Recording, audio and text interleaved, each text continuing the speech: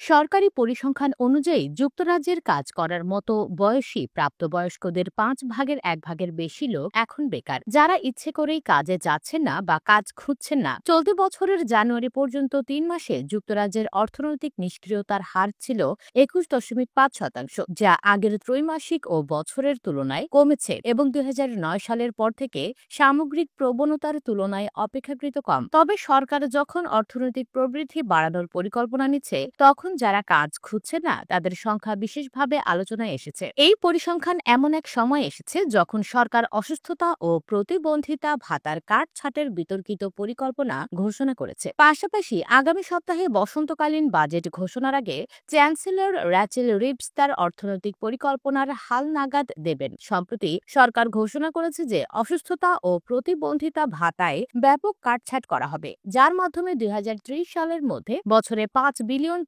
সঞ্চয় করার লক্ষ্য নির্ধারণ করা হয়েছে। সরকারের দাবি, এই পদক্ষেপ মানুষকে কাজের প্রতি উৎসাহিত করবে এবং যারা কাজ করতে অক্ষম তাদের সুরক্ষা দেবে। তবে এই সংস্কার পরিকল্পনা লেবার দলের ব্যাকবেঞ্চার, ট্রেড ইউনিয়ন ও দাতব্য সংস্থাগুলোর কঠোর সমালোচনার মুখে পড়েছে।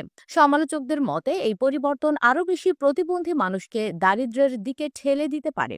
কর্মসংস্থান ও পেনশন মন্ত্রী লিজ ক্যান্ডাল বলেছেন, সাম্প্রতিক কর্মসংস্থানের পরিসংখ্যান দেখা যায় ব্রিটেনকে আবার কাজের ক্ষেত্রে এগিয়ে নিতে আমাদের সামনে বড় চ্যালেঞ্জ রয়েছে। লেবার পার্টি 80% কর্মসংস্থানের হার অর্জনের লক্ষ্য নির্ধারণ করেছে, যেখানে বর্তমানে এই হার 75%। এদিকে স্যার চার্লি মেফিল্ড বলেন, নিয়োগকর্তাদের এমন একটি পরিবেশ তৈরি করতে হবে যেখানে মানুষ তাদের প্রয়োজনীয় সহায়তা নিতে কথা বলতে পারে। তিনি আরো বলেন, যুক্তরাজ্যের বর্তমান ব্যবস্থাটি মানুষের অক্ষমতার দিকে বেশি মনোযোগ দেয়, বরং এটি তাদের সক্ষমতার উপর গুরুত্ব দেওয়া উচিত। কাজ থেকে বিরত থাকা সবসময় সমাধান নয়। পর্যালোচনায় দেখা গেছে, যুক্তরাজ্যে বর্তমানে 8.7 মিলিয়ন মানুষ কর্মসংস্থান সীমাবদ্ধ স্বাস্থ্য সমস্যায় ভুগছেন, যা গত 1 দশকে 2.5 মিলিয়ন বৃদ্ধি পেয়েছে।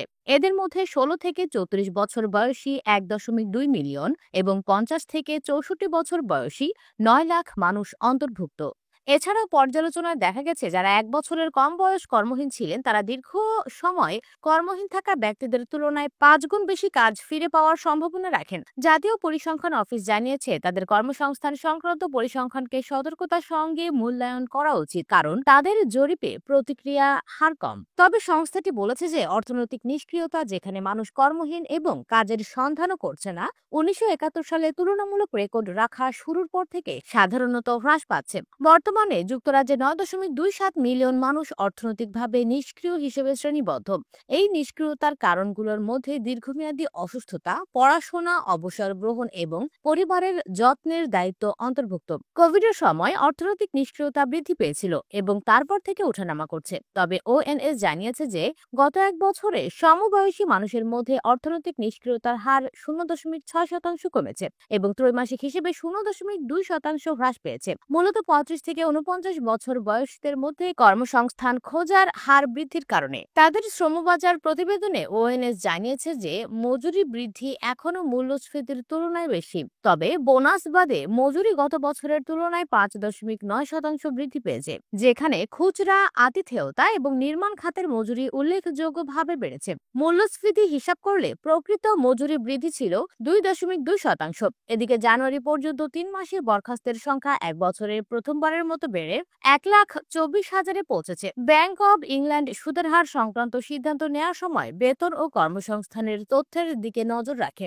আজ দুপুরে কেন্দ্রীয় ব্যাংক তাদের সর্বশেষ সুদের হার ঘোষণা করবে, যেখানে 4.5% হার বজায় রাখার সম্ভাবনা প্রবল বলে জানা যায়।